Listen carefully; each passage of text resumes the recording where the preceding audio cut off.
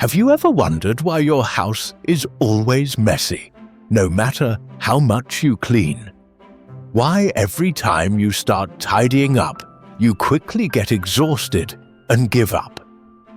The title, Why My House Was Always Messy, Minimalist Decluttering Tips, is the answer to those questions. The real reason is not laziness, but the wrong habits that have silently built up over many years. Today, I will tell you the story of an American grandmother I know. Through her story, you will understand the deeper reasons why her house could never be neat for so many years. The heated arguments between mother and daughter whenever they touched each item, and 9 minimalist habits that can turn conflict into peace. I believe clutter is not caused by laziness, but is the consequence of long-standing harmful habits. And the surprising truth is, just one small change can transform both your home and your family relationships. Don't forget to like, share, and subscribe if you find this content helpful. Your support is the motivation for me to keep bringing you more meaningful stories. Thank you for being here. Habit number 1. Face the truth. Sitting in a living room overflowing with stuff, 72-year-old Eleanor, who lives in Ohio, frowned at her daughter. Clothes piled up on the chairs, plastic boxes filled the table, and the hallway was almost blocked by an old bicycle. Her daughter sighed and said bluntly, "Mom, you are not living in a house anymore. You are living in a storage unit." That sentence made Eleanor angry. "This is my home. Every item has a memory. How dare you say that?" Tension exploded. But later that night, she quietly looked around and for the first time realized it was true. She no longer had space to walk freely. Closets were overloaded, chairs were unusable, and everything seemed to be swallowing the space. This is the first habit anyone must have. Dare to face the truth.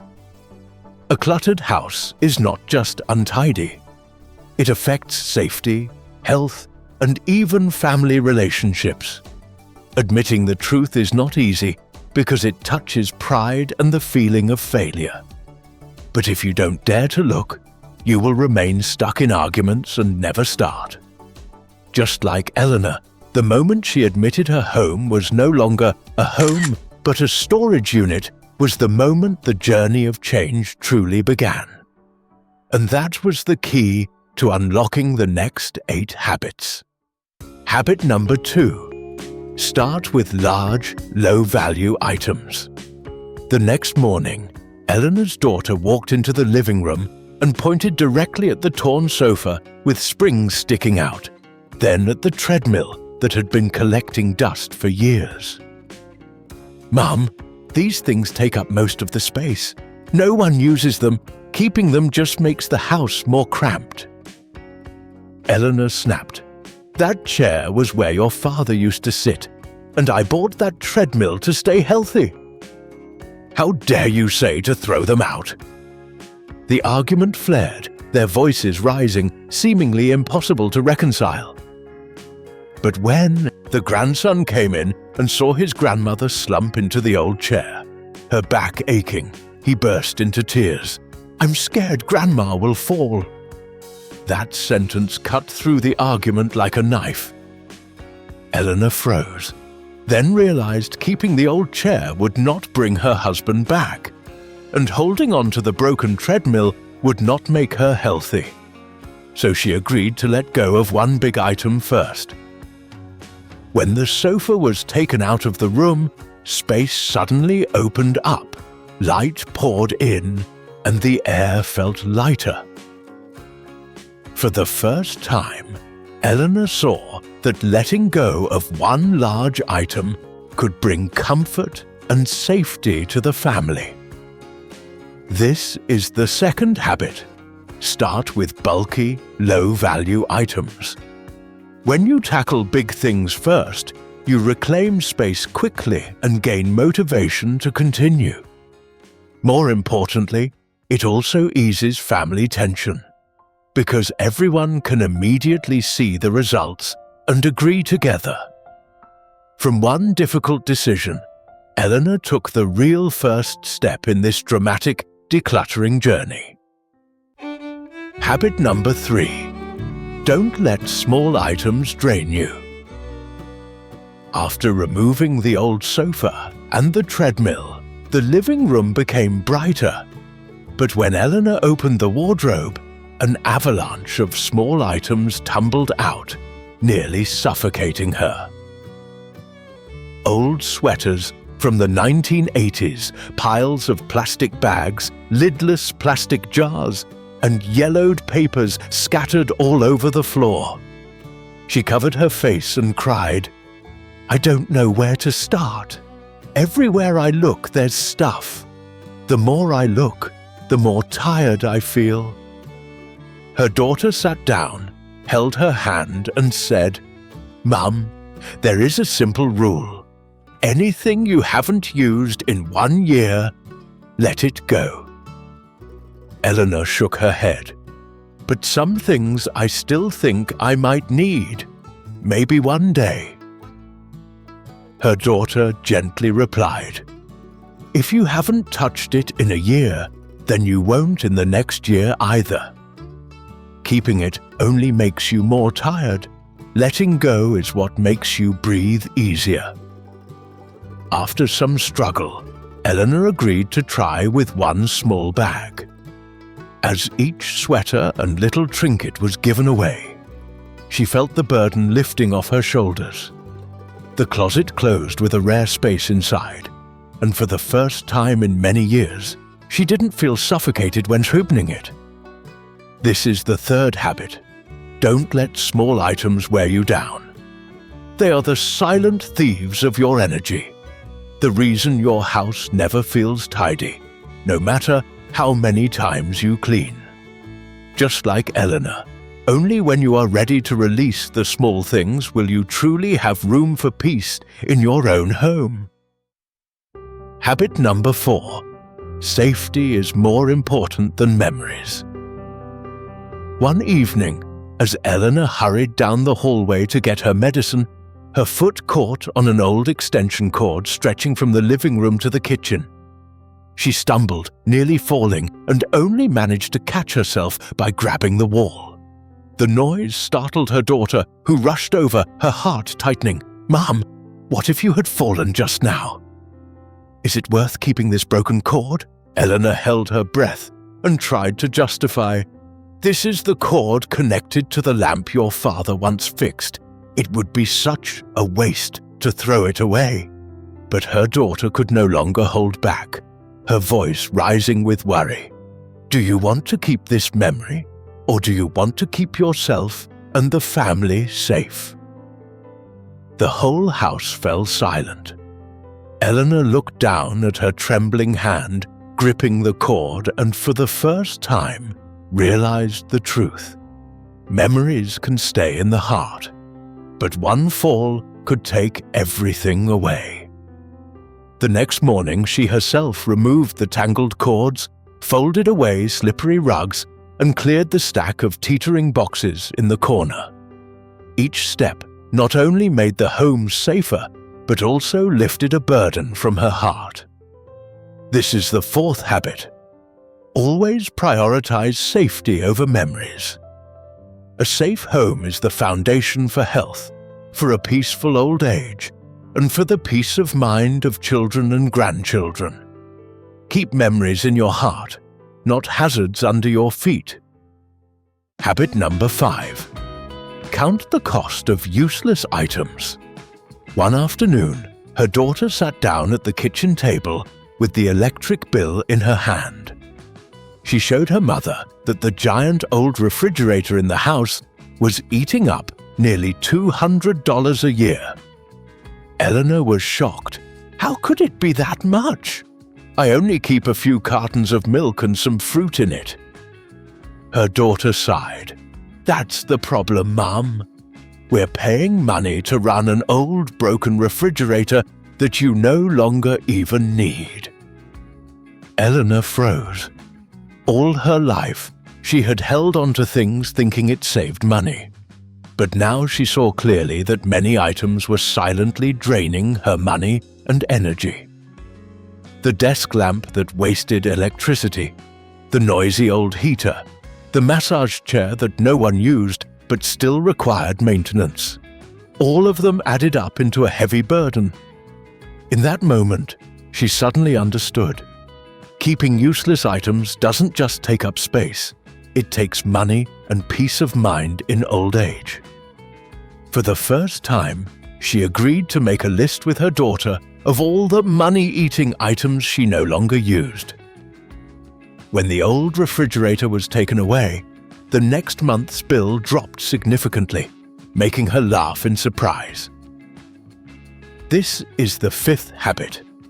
Always count the real cost of the things you keep. If they don't bring value, they are taking away your money, health, and peace of mind. Letting them go is not a loss. It is saving for a lighter, easier life. Habit number 6. Ask 3 questions before keeping anything. One weekend, her daughter pulled out an old birthday gift box that had been sitting in the back of the closet for almost 10 years. Eleanor quickly stopped her. "Don't. That's a gift from an old friend. I never dared to throw it away."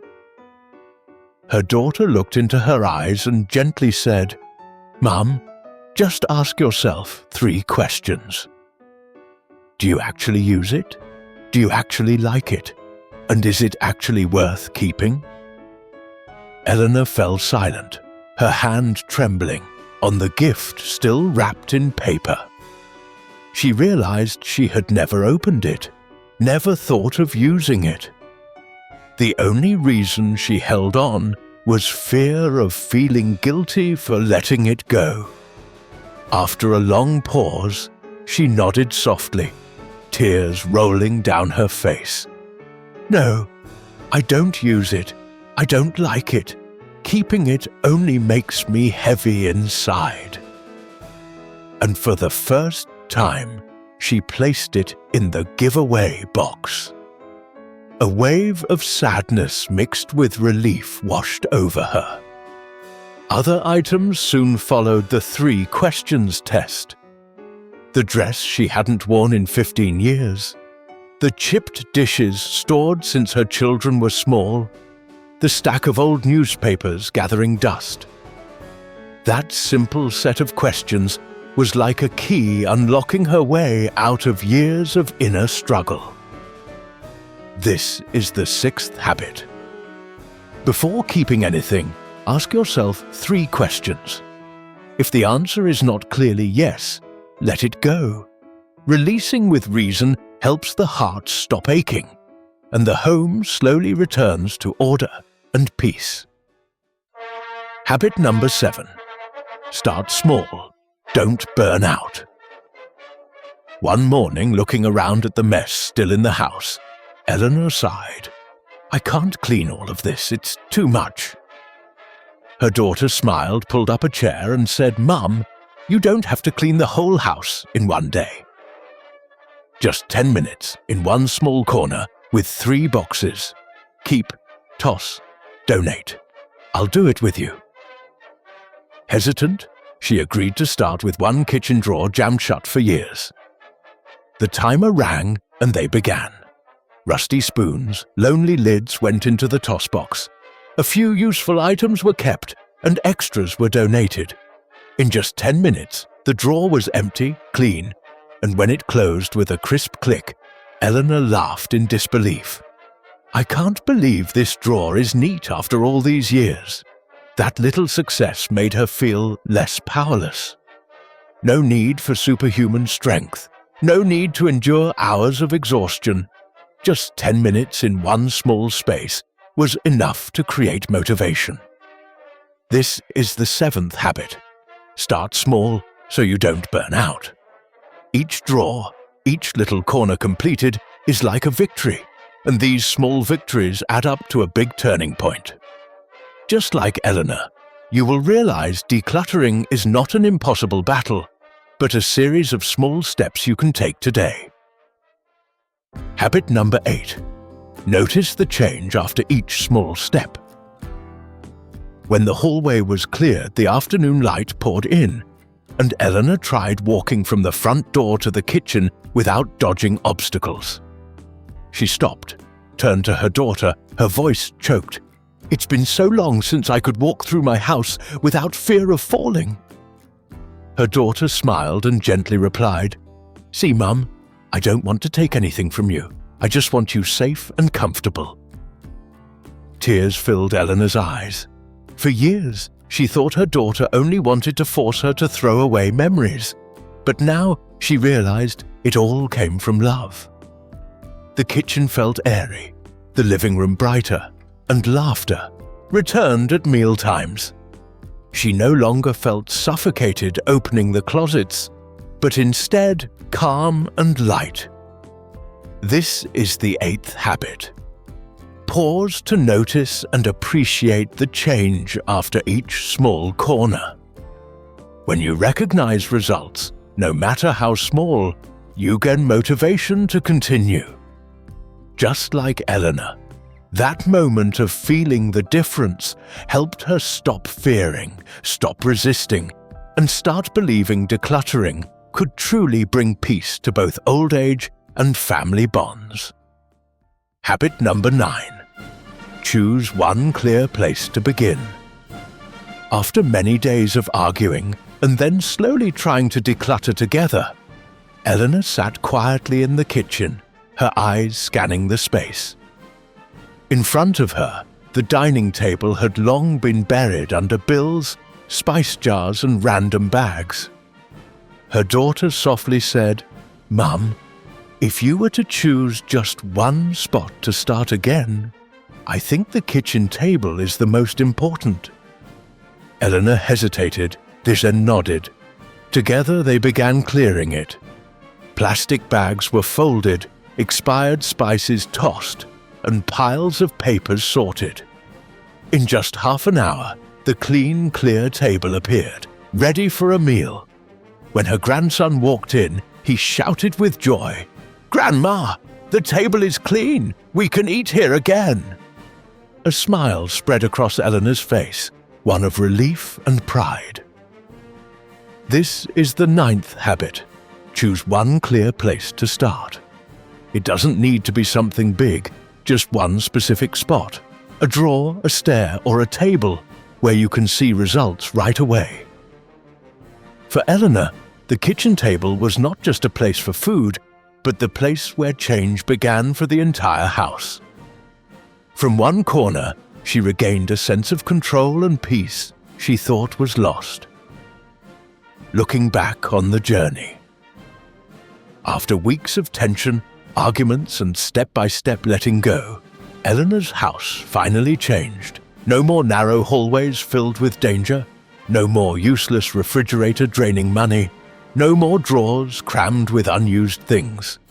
Instead, open bright spaces, a clean kitchen table for meals, and a hallway wide enough to walk without fear of falling. More importantly, the heavy mother-daughter relationship turned lighter and more understanding. Eleanor realized decluttering is not just about throwing things away, but about keeping what truly matters: health, peace, and family love. This is the biggest lesson. Clutter does not come from laziness, but from harmful habits quietly accumulating. And just one small change, one cleaned corner, can transform both a house and family relationships. If you see yourself in this story, try starting today with one drawer, one table, or just one item. Don't forget to like, share, and subscribe if you find this content helpful.